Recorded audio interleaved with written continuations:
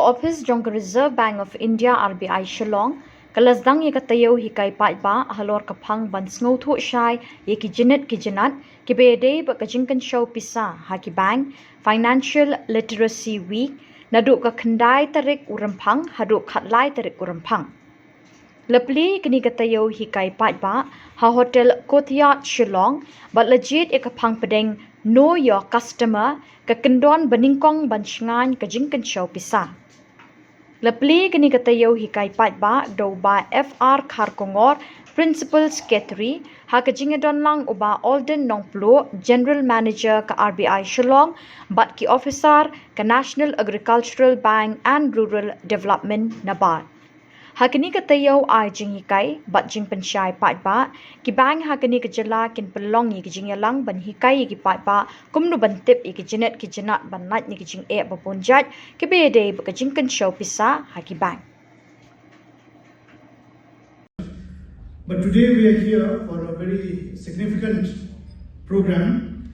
So I would like to thank the General Manager and the Officer in Charge of the RBI, Barnaplo, the DGM of SBI, Mr. Jha, GM of NABARD, the MD and CEO of MCAB, Mr. Osman Longri, all the bankers who have come from across the city and various agencies.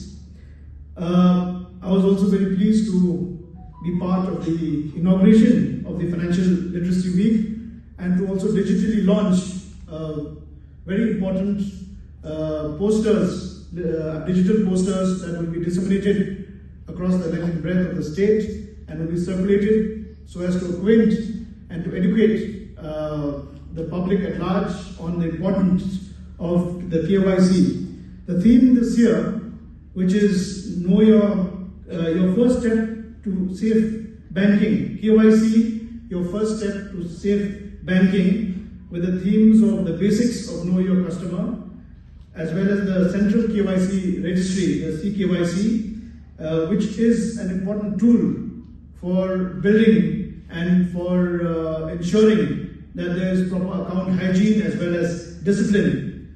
Today we live in an age in the midst of many digital frauds. We've heard of the digital arrests, we've heard of phishing, we've heard of many crimes that are taking place in the financial world.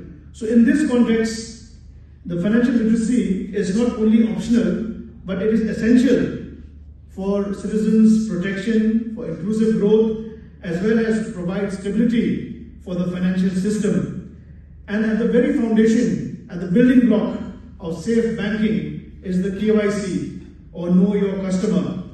It is often viewed as a regulatory formality. Often when we get messages on our phones that you will have to update your KYC, the citizens find it burdensome that again they have to provide details of their information, and it is taken as a kind of a disturbance. But in reality, it is a very important tool. I would say not only important but critical towards protecting citizens from fraud, from identity misuse and service disruption. More so in this age now where we have many kinds of frauds that are taking place in the cyber world. We have AI. AI can be a tool, but it is a double-edged tool. It can be a sword, but it can also be something that it can be something that protects you, but it can be something that harms you as well. So in this context, KYC assumes maximum importance. An updated KYC ensures uninterrupted access to bank accounts, credit facilities, digital payments, as well as government benefits. We live in an era where maximum government schemes now are DBT, direct benefit transfer. So it's very important that these benefits of the various multiple schemes that are available in the state as well as in the central government go to the right people, and it goes to the deserving beneficiaries. Therefore, we should not see KYC as a burden, but first and foremost as a safeguard for the customer. If we would like to compare, maybe we do not like to go to the hospital to get our medical tests done, our yearly review, but we try to postpone it all the time. But it is so essential for us to go and do our medical review year by year to see how much cholesterol we have, to see how much our sugar levels have shot up, to see the various parameters, the kidney profile, the liver profile. So I would also say that in the financial world, the KYC may seem like a burden, but actually it is so important so that your financial health, the account hygiene, as well as discipline is being maintained, not only maintained, but it's being updated and safeguarded, not only once, but on a regular basis. One level above that is the Central KYC Registry, the CKYC, which further strengthens this framework and allows the customer to complete KYC once, and once that is done, it is available all across, in all platforms across financial institutions. So it's that one magical key that unlocks the profile across many platforms. So this reduces duplication, it simplifies procedures, it improves customer convenience, especially for the rural residents, for the migrant borrowers, for the migrant workers, as well as for the small borrowers.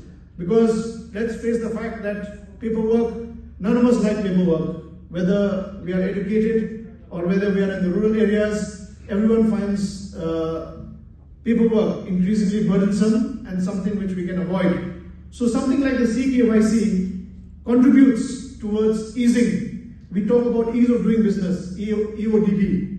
So CKYC is one very critical step taken to ensure that there's ease of doing business. And it also allows the customer to do the CKYC only once, and that helps to generate a unique identification number. And this enables the financial institutions to access the same verified KYC records and eliminates the need for repeated KYC documentation. Equally important is account hygiene and financial discipline, something that has been touched upon by Nongplo, Officer in charge of RBI. And financial inclusion does not stop only at opening an account, but customers are encouraged to keep their accounts active.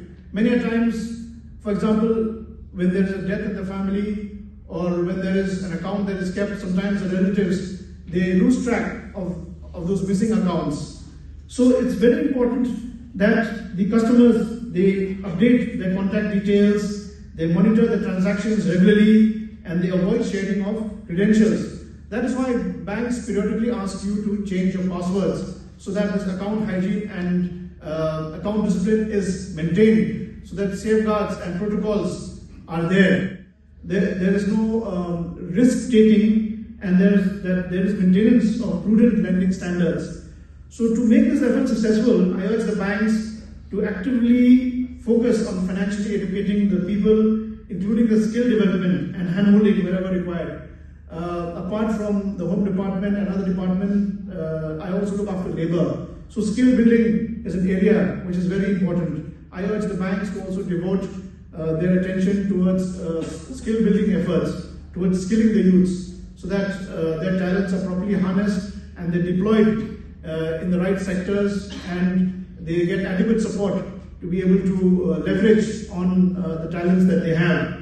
From the state government side, several initiatives have been launched under the leadership of our Honorable Chief Minister to uplift citizens, to promote entrepreneurship and to improve access to finance. Programs such as Prime Meghalaya, CM Elevate, Meghalaya Enterprise Development Program, the NETP and MEGCare, they aim to create these livelihoods, they aim to support youth employment, they aim to strengthen social security. These schemes also provide a strong base of potential borrowers as well as viable projects. I encourage banks to actively align their lending efforts with these initiatives. In conclusion, I would like to state that financial literacy and inclusion requires collective action. It is not the task of the bankers alone, it is not the task of the government alone, but together, in a synchronous effort, we have to build this climate of financial inclusion and financial literacy.